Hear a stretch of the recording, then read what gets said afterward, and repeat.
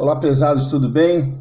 Bom, prazer estar com vocês aqui na nossa Escola Bereana. Ivana até pediu para que eu falasse aqui, né, que está com saudade dessa interação gostosa que a gente tem, né, das brincadeiras que a gente fazia lá no momento, né? Mas eu sei que isso vai passar, vai ser breve. Hoje ela vai falar sobre a lição 7, a defesa da vida. A gente está aqui em casa, está na batalha para poder passar isso para vocês aqui, que toda hora dá um problema. Mas eu sei que, agora, se o caminhão do ovo, se a Kombi do ovo, né, se o pessoal aí do sacolão que passa aí na rua deixar, a gente vai conseguir fazer, tá bom? Deus abençoe vocês aí. Um beijo. E com Deus. A paz, meus irmãos. Prazer estar aqui com vocês. Infelizmente, não na classe, né? A gente vai sentir falta de todas as colaborações que nós temos na hora da Bereana, né? Mas vamos lá, que a gente vai interagir com vocês. Deixa eu ajustar aqui, que está cortando minha cabeça, né? Isso é vida, que é negócio que sai tudo certinho, é só lá na emissora de televisão, tá bom? Então, vamos lá, lição 7, em defesa da vida. O texto... gente, olha só, só para avisar vocês, a lição vocês podem adquirir, porque fica difícil a gente acompanhar a lição sem a lição. Como é que o aluno vai para a escola sem livro, né? Então, vocês liguem para a Central Gospel ou vocês liguem para a livraria da Central Gospel, que eles estão fazendo um serviço drive-thru, né? Você liga para lá, eles separam o material que você precisa, eles te entregam na porta. Não pode entrar lá dentro, por questões, né, dessa situação que a gente está vivendo, mas para você não ficar sem o teu material, a tua lição, eles estão fazendo dessa forma, tá bom? Então, vamos lá. Mateus 5, do 17 ao 22, e o texto áureo está em Êxodo 20, versículo 13, esse é mais fácil, é só não matarás. Só que Jesus, quando vem, ele dá uma ampliada nesse mandamento, trazendo algumas coisas mais profundas do que simplesmente não matar. Não é só um gesto, é uma transformação de vida que é a proposta na nova aliança. Então, vamos lá. Não cuideis que vim destruir a lei ou os profetas. Não vim abrogar, mas cumprir.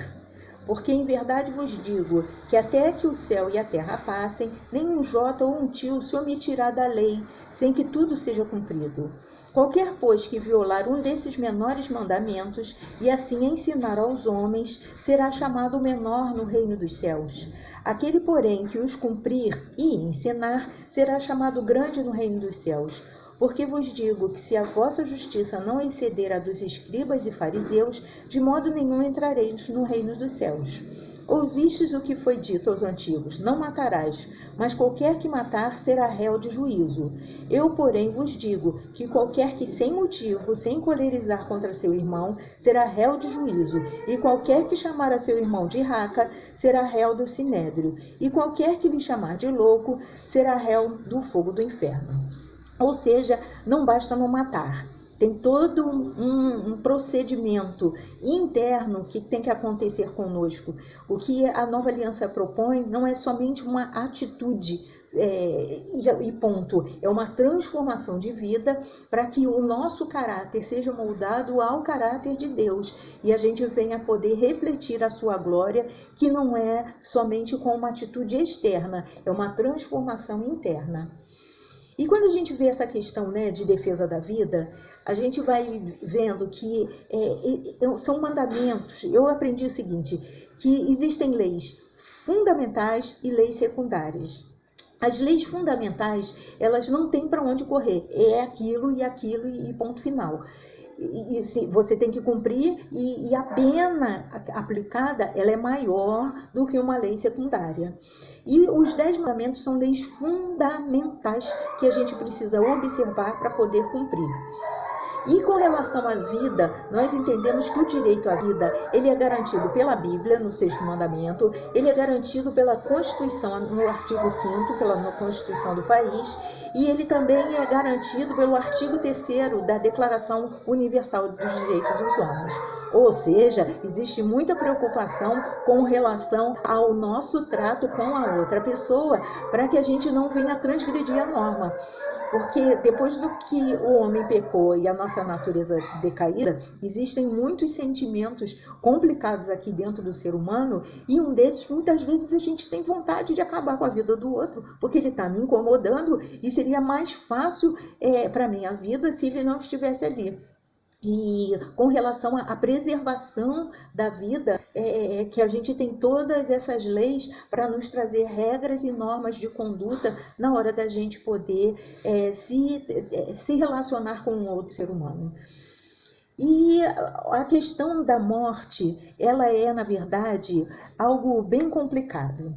Antes de eu falar da questão da morte, eu só para lembrar, eu vou deixar só um adendo aqui, tá? É que é o seguinte, eu aprendi que o canibal, ele não mata para comer qualquer pessoa. Essa pessoa tem que ter um significado para ele, porque na verdade ele quer incorporar essa pessoa dentro dele, porque ele, de certa forma, ele tem uma admiração por essa pessoa.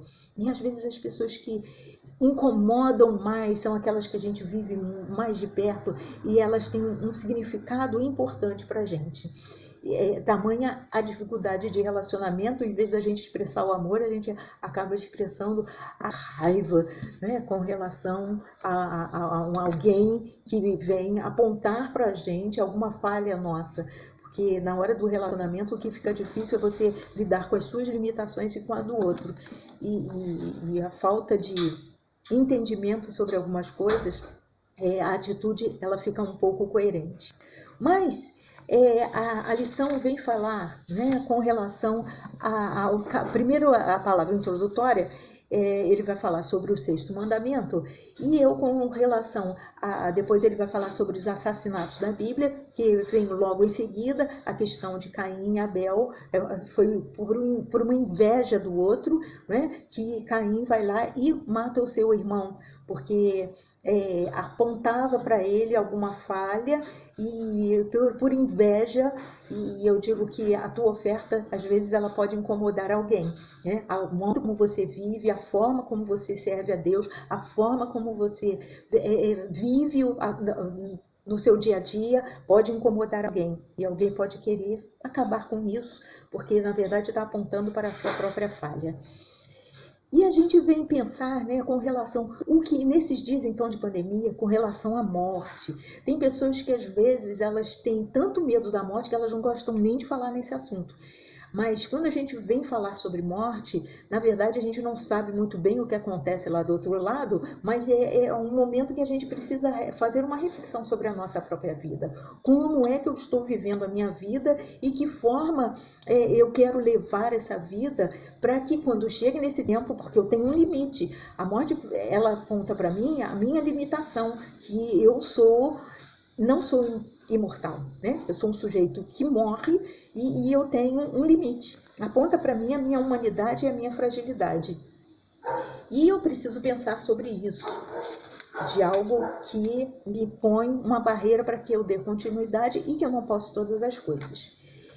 E a lição vem falando sobre essa questão do não matarás, essa discussão que se tem com relação a aborto. E o que eu acho muito interessante é que uma exigência que se faz, né, com relação às leis internacionais que algo que vem da ONU querendo impor aos países, né, que dentro das suas leis haja uma descriminalização do aborto. Por que será que é isso, né? O que vem da ONU? Porque grandes fundações internacionais têm interesse na questão do aborto. É algo que a gente precisa pensar. E a OMS, nesse tempo de pandemia, uma pérola que ela solta é que em tempos de pandemia, o aborto ele é muito bem-vindo. É uma organização que se diz, né, médica, que deveria guardar absolutamente o respeito à vida, e eu descobri até que o juramento de Hipócrates mudou para que possa dar uma abertura com relação ao aborto, com relação à eutanásia, uma série de coisas. Antes era um respeito absoluto, hoje é um respeito máximo, mas o que é máximo para mim pode não ser para você, então fica, né, algo aí, um buraco, um parêntese, né, que te dá o direito à classe médica a cometer esse tipo de ato. E ele traz aqui alguns motivos com relação ao aborto. E ele vai falando sobre a questão do controle familiar, indicação médica, jurídica, problemas com deformação do feto e uma indicação social. E o que eu acho interessante aqui quem é que tem direito a acabar com a vida do outro? Se isso não compete somente a Deus, ou se o ser humano quer se colocar no lugar de Deus, aonde ele define que está na hora de terminar com aquela vida ali, né? Quem dá esse direito a uma outra pessoa? E eu entendo que essa questão de um controle familiar, ela precisa sim de ter um planejamento. Mas eu não preciso lançar mão da questão do aborto, porque o aborto é um assassinato de uma criança. Essa que é a forma. É um assassinato porque é de uma violência tamanha que, se você for estudar as formas e os tipos de aborto, o que acontece com essa criança quando ela está sendo abortada, a violência que ela sofre, né, os maus tratos que ela sofre, é algo assim indescritível, a tamanha barbaridade que acontece com uma criança com relação ao aborto. Se eu quero ter um controle familiar, existem métodos anticonceptivos. Eu não preciso utilizar da questão de matar um inocente para que eu não venha ampliar a minha família. Existem outros métodos. Não é esse. Esse não é a forma correta. Diante de Deus, você vai responder pelo sangue dos inocentes que podem estar na mão daqueles que cometeram um aborto. E a gente vê que existem esses métodos e eles deveriam ser aplicados, né, naqueles que têm responsabilidade com relação à sua vida e à vida do próximo. Existe indicação médica com relação ao aborto. Às vezes a pessoa está numa gravidez tubária e ela tem que interromper essa gravidez. Na verdade, essa gravidez ela não vai adiante, é algo que precisa ser conversado com o médico para que ele dê a orientação, porque corre risco a mãe e a criança, e eles precisam definir quem é que vai viver. Existe a aplicação jurídica com relação a estupro, mas eu entendo que se a pessoa ficou grávida a partir de um estupro, quem deu a vida foi Deus, e ninguém tem o direito de interromper essa vida. Existe também uma indicação com relação à deformação de crianças, mas a gente vê que também no nazismo existia um controle de quem deveria viver ou viver, quem existia uma classe superior, né? E quem é superior a alguém? Porque ele tem algum problema, alguma deficiência física, ele não merece viver? Será que ele não tem nenhuma mensagem a transmitir? Eu não tenho direito por conta de uma deformação física, que talvez eu não tenha uma capacidade de compreender algumas coisas, eu achar que aquele sujeito não merece viver. Porque se eu tiver uma sensibilidade para ouvir o que aquela pessoa tem a transmitir, eu vou me enriquecer com o meu relacionamento com as pessoas, né? Porque não existe uma raça superior a outra ou pessoas superiores aos outros. Aliás, a Bíblia me diz que eu tenho que considerar o meu próximo superior a mim, então não cabe, né, biblicamente, essa questão de aborto para alguém que tenha alguma deficiência física. E por incrível que pareça, existe uma indicação social que um certo dia eu vi um grande líder evangélico dizer que ele tinha o maior prazer de falar sobre o aborto. Isso é um absurdo. Como alguém que se diz conhecedor da palavra de Deus pode defender aborto e dizer que isso é um prazer, porque pobre, ele tem o direito a abortar, porque pobre não deve viver. Como é que é isso? Parece até aquele deputado lá que tinha na praça, né? Do que o pobre tem que morrer. Como Jesus estaria fadado a um aborto? Porque ele não tinha nem onde botar a cabeça, não tinha nem onde nascer. A família dele não era nem bem-vinda na cidade, né? Que teve que ter um filho na estrebaria. E a gente vê que Quem é que tem direito a matar alguém? Quer dizer, a pessoa vale pelo que ela tem, pela condição financeira dela, pelo que ela tem no seu bolso e não pelo aquilo que ela é. E é algo que a gente precisa pensar, né? Pobreza não é crime. Pobreza é uma condição social que precisa também, né, repensar são as questões sociais dessa distribuição de renda aí, e não simplesmente matando que se resolve uma situação. Um outro tópico, que já é o tópico 3, vai falando sobre as guerras e mortes produzidas. Eu sei que um militar, talvez um militar que tem um compromisso com Deus, ele tem um certo conflito com relação à atitude dele, né, da questão da execução de uma outra pessoa. Mas eu fiz essa recomendação até na EBD, com relação até o último homem. Um filme que é uma história real de um soldado que ele vai à guerra, só que por ele ter um compromisso com Deus, ele se recusa a pegar em armas para matar alguém. E o que ele vai fazer lá naquela guerra, na verdade, é salvar vidas e não acabar com vidas. E ele salva até mesmo os seus inimigos. Ele não quer saber se é amigo, se é inimigo. Está ali, está vivo, ele queria resgatar aquela pessoa. Porque o nosso compromisso, o compromisso que nós temos com a palavra de Deus é um compromisso com relação à vida, e nós não estamos aqui para destruição. O povo de Deus foi chamado para trazer vida, porque somos representantes do Deus da vida. Fala com relação à eutanásia também, que é algo bastante falado hoje em dia, que as pessoas estão sofrendo, que não mata. Tem pessoas que às vezes elas estão sofrendo, estão lá num coma, e um dia elas acordam do coma, porque quem é o dono da vida é Deus, não é um ser humano. E lá no último tópico, né, que é o tópico 5, vai falar sobre a explicação de Jesus para o 6º mandamento. E às vezes a gente acha que matar os outros é só com a nossa mão. Pego uma arma, vou lá e mato.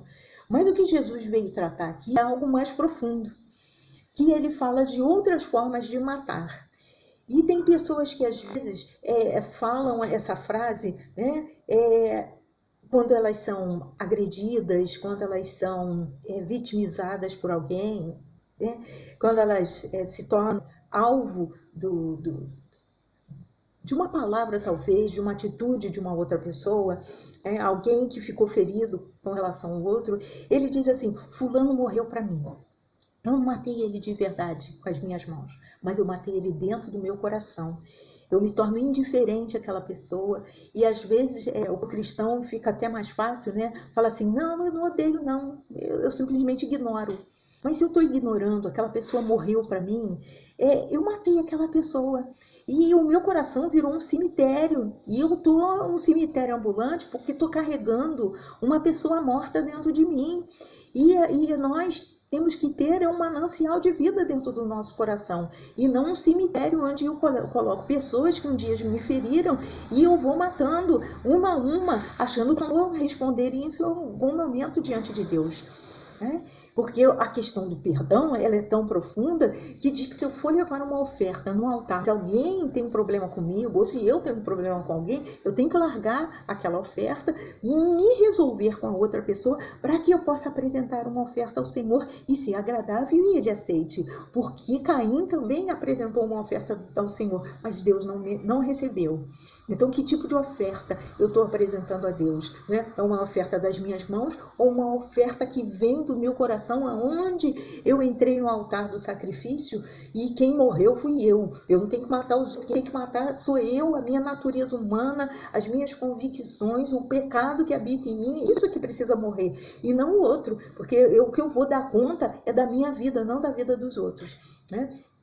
Existem pessoas também que às vezes usam palavras que ferem muito os outros. A língua é ferina, a língua ela é afiada para poder ferir as outras pessoas. E às vezes ainda diz o seguinte: não, eu falo a verdade, comigo eu falo a verdade, as coisas não são assim não. Só que eu não sou a dona da verdade. A verdade é a palavra de Deus, o Senhor da verdade é Cristo, porque Ele é o caminho, a verdade e a vida. E a gente precisa ter cuidado que a morte e a vida estão no poder da nossa língua. E na minha boca, ela deve ser um manancial de vida e não um manancial de sentenças de morte para outras pessoas. Cuidado com o que sai da sua boca, porque até as nossas palavras frívolas eu vou dar conta delas diante de Deus, né? E os nossos relacionamentos também. Os nossos relacionamentos, eles têm que ser recheados de amor e não recheados de vingança, de ódio. Você vai me pagar, eu tenho um boleto de cobrança das tuas dívidas com relação a mim. Preciso cancelar as dívidas que as pessoas têm, né, para que eu possa estar também sendo perdoada e tendo uma comunhão com Deus diferenciada.